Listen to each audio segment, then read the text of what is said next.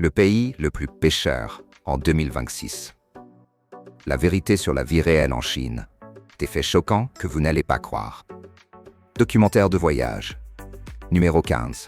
La Chine, la plus grande puissance d'Asie. S'étendant sur près de 9,6 millions de kilomètres carrés, la Chine est le troisième plus grand pays du monde. Un géant situé au cœur de l'Asie de l'Est.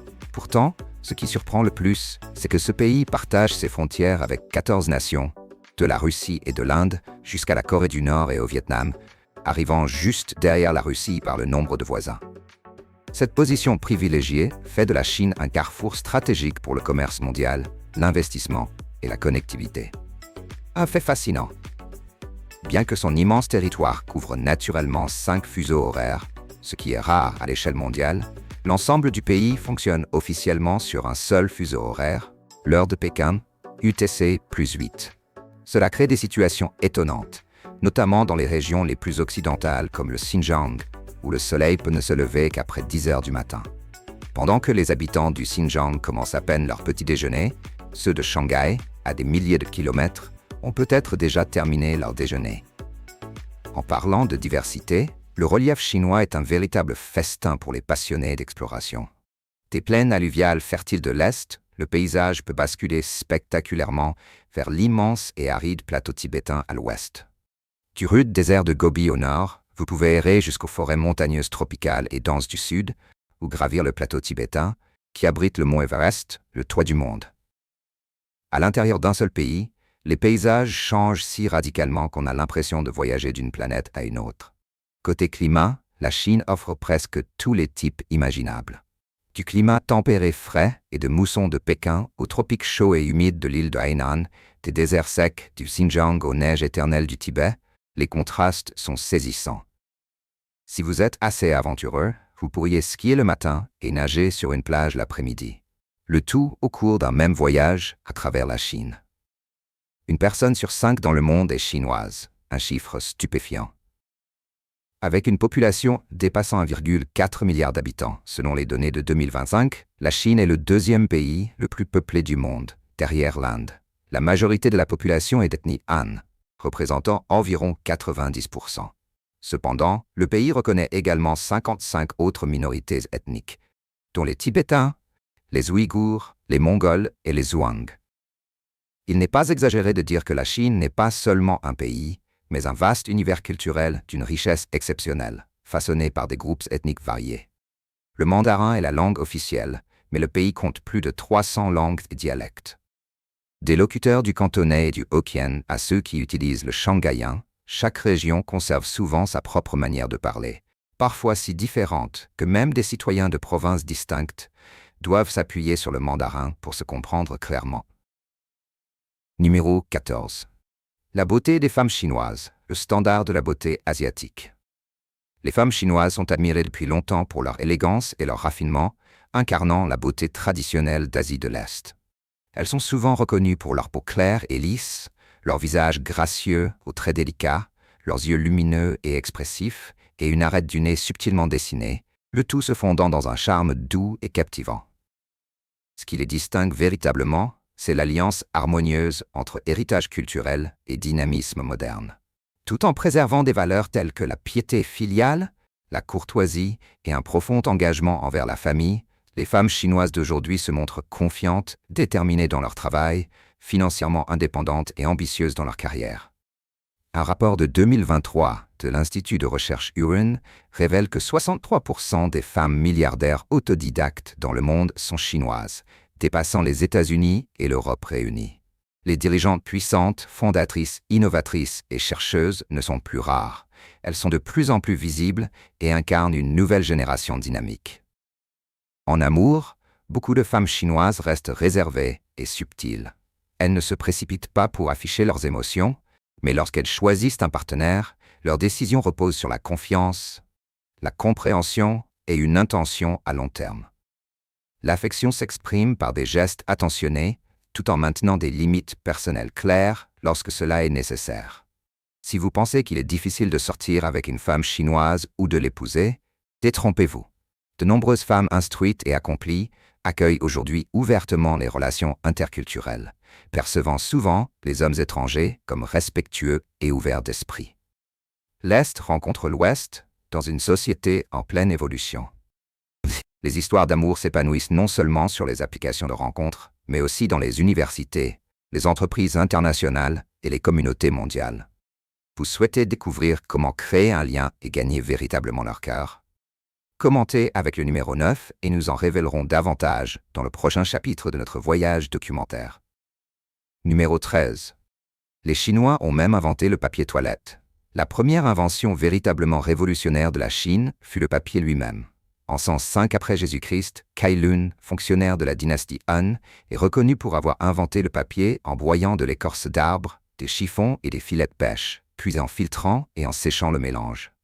Cette méthode simple a transformé la manière d'enregistrer l'information, remplaçant les lourdes lamelles de bambou et la soie coûteuse par un matériau plus léger, moins cher et plus facile à produire. Fait étonnant, l'Europe n'a eu accès à la fabrication du papier qu'au XIIe siècle, plus d'un millénaire après la Chine. Les surprises ne s'arrêtent pas là. La Chine a également créé accidentellement la poudre à canon lors d'expériences alchimiques. Des alchimistes taoïstes de la dynastie Tang chauffaient des mélanges de soufre, de charbon, de bois et de salpêtre en cherchant un élixir d'immortalité. À la place, ils ont obtenu une poudre qui brûlait violemment, la première poudre à canon de l'histoire. Au départ, elle était surtout utilisée pour les feux d'artifice afin d'animer les fêtes. Peu imaginaient qu'elle transformerait plus tard les guerres dans le monde entier. Puis vint la boussole, ouvrant une nouvelle ère maritime. Dès le XIe siècle, les Chinois savaient qu'une pierre magnétique, taillée en forme de cuillère et posée sur une plaque de bronze, indiquait le sud. Cette innovation devint essentielle pour la navigation en mer. Sans la boussole, Christophe Colomb aurait-il traversé l'Atlantique pour atteindre les Amériques? Peut-être que l'ère des grandes découvertes serait arrivée bien plus tard. La Chine continua d'innover avec l'imprimerie pour diffuser le savoir. L'impression par gravure sur bois apparut au XVIIe siècle, permettant de graver des pages entières sur des blocs de bois pour une production en masse. Au XIe siècle, Bicheng introduisit les caractères mobiles en argile cuite, permettant de réorganiser les caractères pour différents textes. Ces avancées n'ont pas seulement transformé la Chine, elles ont remodelé la communication, l'exploration, la guerre et l'éducation à travers les continents, influençant la manière dont les civilisations se sont développées, connectées, affrontées et ont préservé le savoir au fil des générations, à l'échelle mondiale et de façon profonde. Alors que l'Europe copiait encore les manuscrits à la main, la Chine imprimait déjà des milliers de livres chaque jour. Parmi ces inventions, laquelle vous surprend le plus et laquelle a le plus façonné le monde moderne? Commentez avec le numéro 8 pour partager votre avis. Numéro 12. Le plus grand producteur de thé au monde. La Chine est largement reconnue comme le berceau de la culture du thé et demeure une puissance dominante dans la production mondiale. Contribuant à plus de 40% de la production totale mondiale, le pays se distingue non seulement par la quantité, mais aussi par son affluence. En Chine, le thé est bien plus qu'une boisson. Il fait partie des routines quotidiennes, des réunions familiales, des cérémonies diplomatiques, des rituels spirituels et même de la pensée philosophique. Alors, qu'est-ce qui a permis à la Chine de s'imposer comme le roi de l'industrie mondiale du thé?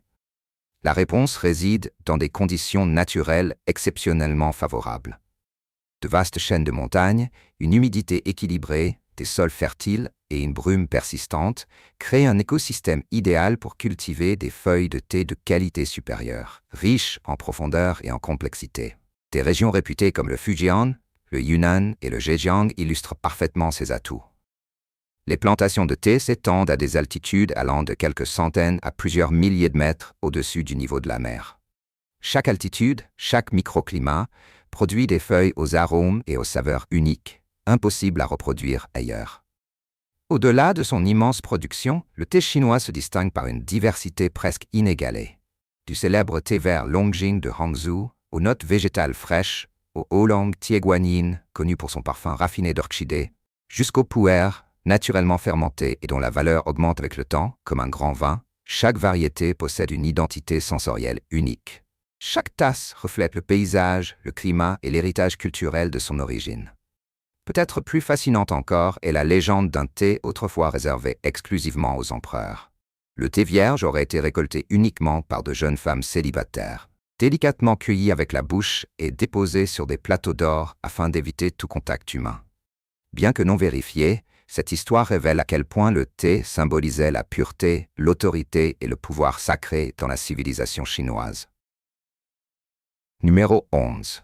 La Chine possède son propre écosystème de réseaux sociaux.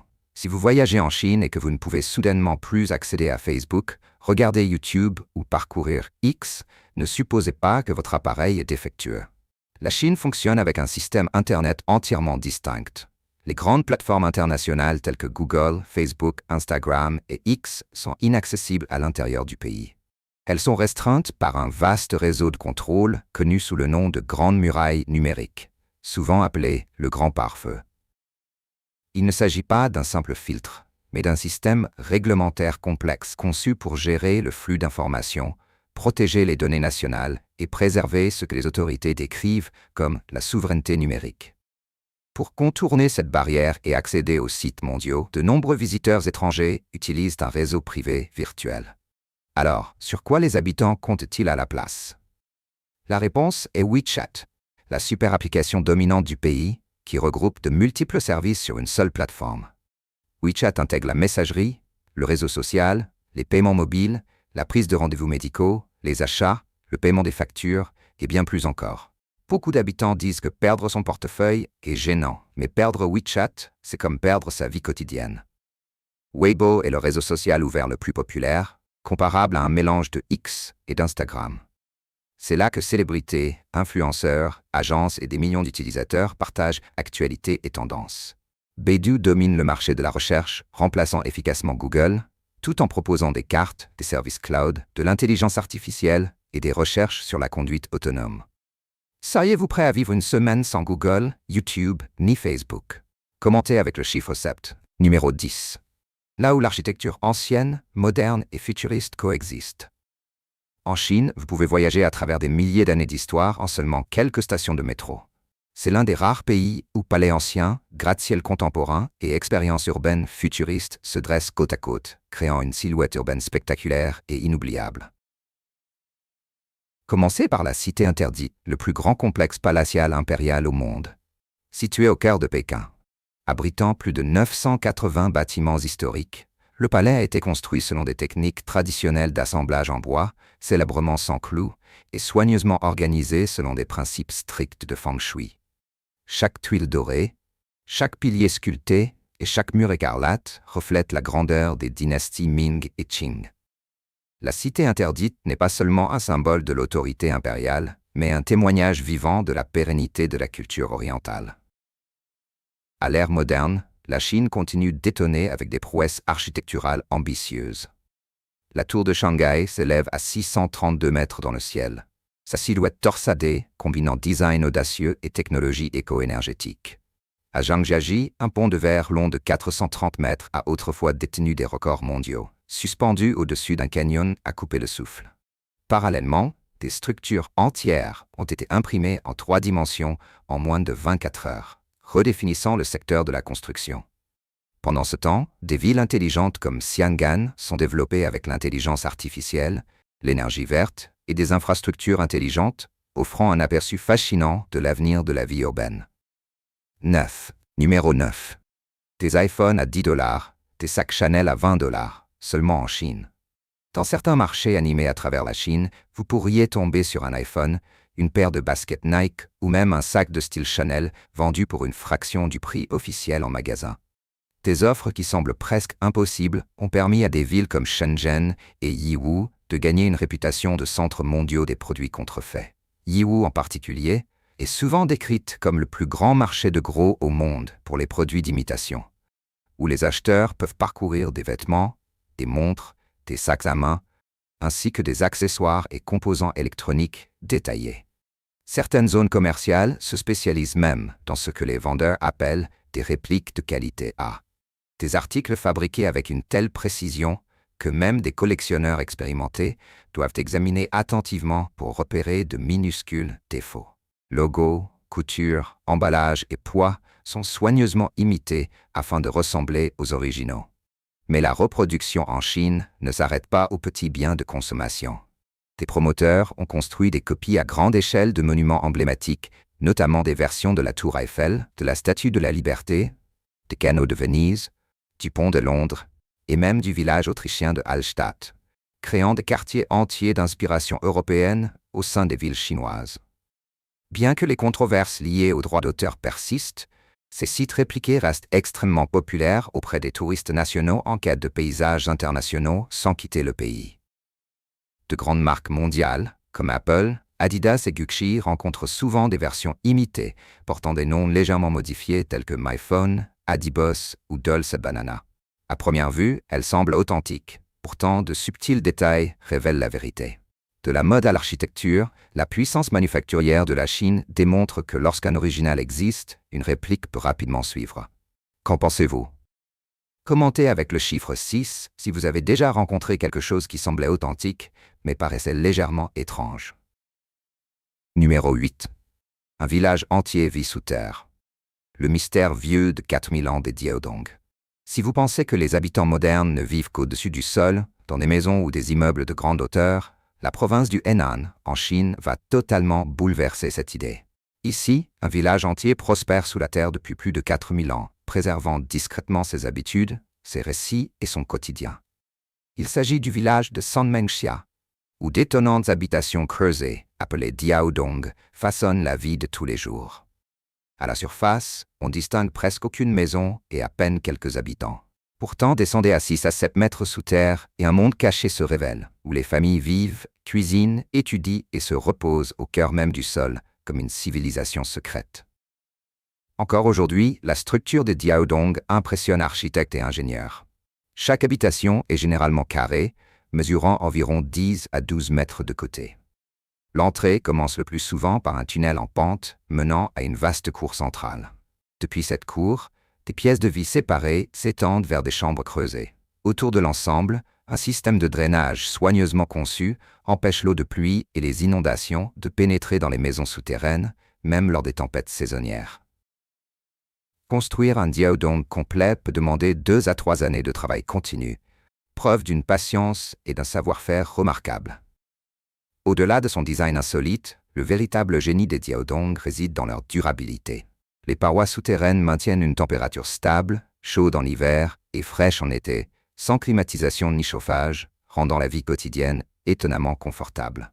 Édifiées à partir de la terre locale, avec un minimum de pollution, ces habitations incarnent une forme ancienne de vie à faible émission de carbone qui perdure depuis des milliers d'années et continue d'inspirer les bâtisseurs modernes. Numéro 7. Dépenser des millions pour apprendre l'art de séduire le partenaire d'autrui. Dans la société chinoise en rapide transformation, certains services controversés ont discrètement émergé. Des rapports évoquent des formations confidentielles qui prétendent enseigner aux femmes comment conquérir le cœur d'hommes mariés. Aussi incroyable que cela puisse paraître, certains programmes auraient facturé jusqu'à 4000 $ américains. Proposant des cours sur l'attraction, l'influence émotionnelle et la persuasion, conçus pour détourner des hommes de leurs épouses. Ils présentent cela comme un raccourci vers la romance, le pouvoir et le contrôle. Les formateurs se présentent souvent comme des stratèges relationnels, invoquant parfois leur propre expérience en tant que tierce personne. Les cours incluraient des techniques de communication, de manipulation psychologique et des méthodes pour préserver la discrétion tout en maintenant un attachement émotionnel fort. Certains témoignages mentionnent même des exercices pratiques encadrés pour des situations réelles. À l'opposé, une autre profession s'est développée, celle d'experts conseillant aux tierces personnes de se retirer. Avocats et psychologues proposent des consultations expliquant les risques juridiques, les conséquences sociales et les blessures émotionnelles. Ces services d'accompagnement peuvent coûter jusqu'à 100 000 yuans chinois, soit environ 14 000 $ américains. D'un côté, on enseigne l'ingérence. De l'autre, on encourage le retrait, avec une certaine idée de l'honneur. Numéro 6. En Chine, même les mendiants utilisent des codes QR. Si vous sortez de l'argent liquide pour payer quelque chose en Chine, certains pourraient vous regarder comme si vous veniez d'une autre époque. Le pays mène une transition puissante vers une société sans espèces, où, des grandes métropoles aux petites villes rurales, la vie quotidienne tourne autour des paiements par code QR partout. Au supermarché, dans les taxis, dans les supérettes et même aux stands de street food, une seule action suffit. Scanner un code. Les vendeurs ambulants, les agriculteurs et même les mendiants affichent souvent des codes QR imprimés sur des panneaux en carton afin que les passants puissent transférer de l'argent instantanément. Pour de nombreux visiteurs internationaux, c'est comme faire un pas dans le futur. Et si cela vous semble déjà moderne, imaginez les paiements par reconnaissance faciale. Dans certains restaurants, centres commerciaux et distributeurs automatiques, il suffit de se placer devant une caméra et de sourire. Le système analyse votre visage et débite automatiquement le paiement. Pas d'espèces, pas de carte, pas de téléphone. Cependant, cette commodité peut dérouter les touristes étrangers. Les cartes de crédit internationales sont peu acceptées et l'argent liquide disparaît peu à peu du quotidien. Beaucoup de voyageurs rencontrent des difficultés avec des plateformes comme WeChat Pay ou Alipay, qui exigent souvent un lien avec un compte bancaire chinois. Si vous prévoyez de visiter la Chine, maîtriser ces applications de paiement peut être presque aussi important qu'apprendre quelques phrases de base en chinois avant votre arrivée. Numéro 5. Les mariés dorment avec 20 hommes avant le mariage. Commençons par une ancienne coutume tibétaine, souvent décrite comme un mariage d'essai ou une nuit d'essai. Dans certaines communautés tibétaines minoritaires historiques, une femme ne choisissait pas toujours son mari par entremise formelle ou par cours romantique, mais parfois à travers une expérience pratique et une évaluation personnelle. Avant le mariage, elle aurait passé du temps avec plusieurs hommes de son village, dans certains récits jusqu'à 20. Après chaque relation, elle conservait un petit souvenir, presque comme un registre de ses choix. Finalement, elle sélectionnait l'homme qu'elle estimait le plus approprié en termes de force, de santé, de fertilité et de compatibilité générale pour devenir son époux. Aujourd'hui, cette pratique aurait en grande partie disparu. Mais elle demeure l'une des approches historiques les plus singulières de la sélection prénuptiale dans certaines communautés. Un autre exemple marquant de traditions relationnelles diverses se trouve chez le peuple Mosuo, dans le sud-ouest de la Chine. Chez les Mosuo, les femmes ne se marient pas traditionnellement au sens juridique conventionnel. Il n'y a ni cérémonie officielle, ni contrat contraignant. Elles choisissent librement leur partenaire, et les hommes leur rendent visite la nuit avant de repartir à l'aube. Cette organisation est souvent appelée mariage ambulant. Les enfants nés de ces unions portent le nom de famille de leur mère et sont élevés au sein de son foyer matrilinéaire, tandis que le père biologique peut occuper un rôle social limité. Ce système discret existe depuis des générations, sans stigmatisation au sein de leur culture. Enfin, le peuple Bai du Yunnan célèbre le festival Rusangling, un événement de 3 jours, durant lequel des personnes mariées peuvent renouer avec d'anciens amours, afin d'apaiser des émotions persistantes et d'honorer des relations passées. Numéro 4. Destination intemporelle en Chine. La Chine se distingue non seulement par ses horizons futuristes et ses structures modernes audacieuses, mais aussi par des sites qui semblent s'élever au-dessus du temps, préservant des milliers d'années de culture et d'histoire. La Grande Muraille demeure le symbole ultime de la volonté et de l'endurance humaine à travers de multiples dynasties. S'étendant sur plus de 20 et 1000 kilomètres, ce système défensif monumental a été construit et reconstruit continuellement pendant des siècles. Contrairement à une rumeur populaire, la Grande Muraille n'est pas visible depuis la Lune à l'œil nu, bien qu'elle puisse être aperçue depuis l'orbite terrestre basse. Plus fascinant encore, certaines sections anciennes ont été édifiées en utilisant du riz gluant mélangé à du mortier de chaux comme liant. Une technique d'ingénierie étonnamment résistante et créative qui a renforcé la structure pendant des générations. Le palais du Potala, à Lhasa, au Tibet, souvent décrit comme un joyau spirituel de l'Himalaya, servait autrefois de résidence d'hiver et de siège cérémoniel aux Dalai Lama successifs. Situé à environ 3700 mètres au-dessus du niveau de la mer, le palais compte plus de 1000 pièces, chacune empreinte d'un symbolisme religieux profond et d'un impressionnant raffinement architectural. C'est à la fois une icône sacrée et un chef-d'œuvre artistique, dressé face aux montagnes majestueuses et au ciel spectaculaire du Tibet. À la fin, la vieille ville de Lijiang, surnommée la Venise de l'Orient, séduit les visiteurs avec ses canaux serpentant entre des maisons en bois, ses ruelles pavées de pierre bleue et ses toits de tuiles couverts de mousse. Inscrite par l'UNESCO au patrimoine culturel mondial, elle préserve les traditions du peuple Naxi et offre une atmosphère intemporelle faite de thé, de musique et de sérénité. Numéro 3. Les fêtes traditionnelles en Chine. Si vous souhaitez découvrir la culture chinoise dans toute sa richesse et son éclat, ne manquez pas l'occasion de participer à ces fêtes traditionnelles profondément symboliques. C'est à ce moment-là que vous voyez un autre visage de la Chine, vivant, chaleureux et porteur de valeurs culturelles vieilles de plusieurs milliers d'années, transformant les rues en véritables célébrations. Vient d'abord le Nouvel An lunaire, la fête la plus importante de l'année. À cette période, les villes semblent rayonner. Les lanternes rouges bordent les rues et les portes, les pétards éclatent bruyamment et les repas familiaux peuvent durer des heures, tandis que chacun porte un toast à la santé, à la chance et à un nouveau départ. Ce qui surprend de nombreux visiteurs, c'est que la saison du Nouvel An ne s'achève pas après quelques jours.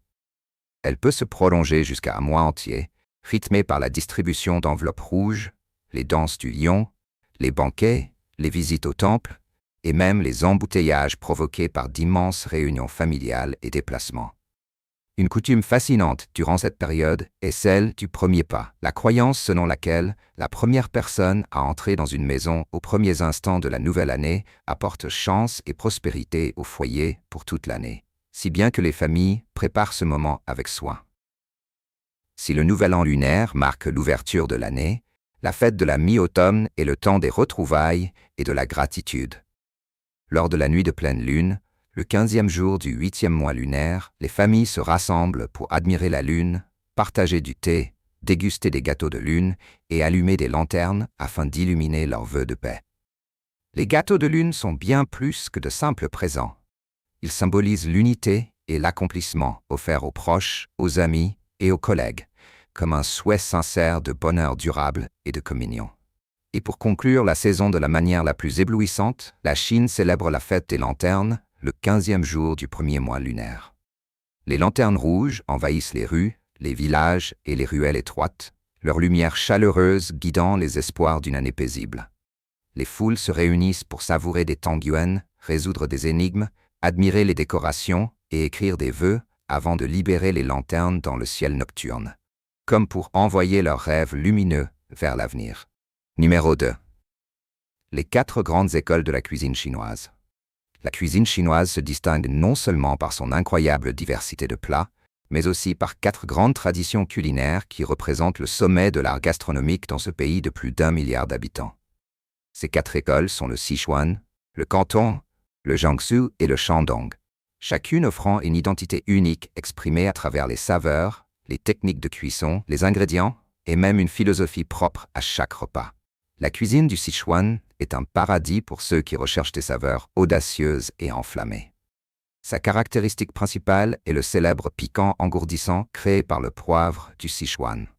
Un ingrédient unique qui peut laisser le bout de votre langue frémir comme sous une légère impulsion électrique. Des plats emblématiques comme la fondue du Sichuan, le mapo tofu ou les spécialités sautées épicées explosent en couches de piments et d'arômes, poussant même les convives les plus courageux à chercher de l'eau rapidement, les yeux écarquillés, riants et transpirants. Elle est largement reconnue comme l'une des cuisines les plus épicées au monde. À l'opposé complet se trouve la cuisine cantonaise, célébrée pour son goût léger et délicat qui met en valeur la fraîcheur naturelle des ingrédients sans les masquer par des assaisonnements trop prononcés. Un exemple parfait est le dim sum, un ensemble raffiné de petites portions comme les brioches vapeur, les raviolis aux crevettes et les siumai, généralement dégustés au petit déjeuner ou lors de pauses thé. Chaque bouchée reflète précision, finesse et équilibre subtil des saveurs, invitant à ralentir et à savourer l'instant. La cuisine du Jiangsu séduit par sa douceur légère, son assaisonnement harmonieux et sa présentation élégante. Les chefs privilégient des techniques qui préservent les saveurs et textures originales tout en maintenant des plats nets et raffinés. Des mets tels que le poisson vapeur et les brioches farcies à la viande, soigneusement façonnés, illustrent ce raffinement et cette sophistication esthétique. Enfin, la cuisine du Shandong est réputée pour ses saveurs riches et salées, ses portions généreuses et son accent marqué sur les fruits de mer frais. Les techniques de mijotage, de cuisson lente et de braisage donnent naissance à des bouillons clairs, mais profondément nourrissants. Parmi les spécialités figurent les soupes de fruits de mer et les brioches poêlées croustillantes à la croûte dorée et aux garnitures parfumées. Quelle saveur vous attire le plus en ce moment et pourquoi? Numéro 1. Le coût de la vie en Chine. Le coût de la vie en Chine varie considérablement selon l'endroit où vous choisissez de vous installer. Dans les villes de premier rang comme Pékin et Shanghai, la location d'un appartement d'une chambre coûte généralement entre $600 et $900 américains par mois, en particulier dans les quartiers centraux. En revanche, les villes plus petites et les chefs-lieux provinciaux proposent des loyers bien plus bas, généralement compris entre 150 $ et 350 $ américains par mois, ce qui les rend idéaux pour ceux qui recherchent un mode de vie plus économique ou un lien plus profond avec les communautés locales. Si vous préférez cuisiner chez vous, les dépenses alimentaires restent relativement raisonnables. Le budget mensuel pour préparer ses propres repas varie habituellement entre 230 $ et 280 $ américains, selon les préférences alimentaires. Toutefois, si la commodité vous séduit, ou si vous souhaitez simplement explorer la scène animée de la street food chinoise, manger à l'extérieur est étonnamment abordable. Un repas copieux, dans un restaurant local, coûte souvent seulement entre 3 $ et 7 $ américains, offrant des saveurs authentiques sans alourdir votre budget. Les transports urbains sont également très pratiques et économiques. Les vastes réseaux de métro et de bus permettent de se déplacer efficacement, avec des dépenses mensuelles moyennes pour les transports publics, comprises entre 15 $ et 20 $ américains. Pour ceux qui accordent de l'importance à la santé et à la forme physique, les abonnements en salle de sport sont proposés à des tarifs modérés, généralement entre 30 $ et 50 $ américains par mois, et de nombreux établissements disposent d'équipements modernes, ainsi que d'entraîneurs professionnels. Au total, le coût mensuel moyen de la vie en Chine se situe généralement entre 880 $ et 1800 $ américains, selon le mode de vie et la ville choisie. Avec ce budget, vous pouvez profiter de confort, de commodité et d'un accès à d'innombrables opportunités dans une nation en pleine évolution. Spero davvero che il video di oggi ti sia piaciuto. In tal caso, ricordati di mettere mi piace e di iscriverti al canale così non perderai i prossimi contenuti entusiasmanti. Il tuo supporto è fondamentale e ci permette di continuare a creare video sempre migliori. Guarda anche il prossimo video che vedi sullo schermo, sono certo che sarà di tuo gradimento. Lascia pure un commento indicando il paese che vorresti vedere esplorato in futuro. Grazie di cuore per aver guardato e ci vediamo nel prossimo video.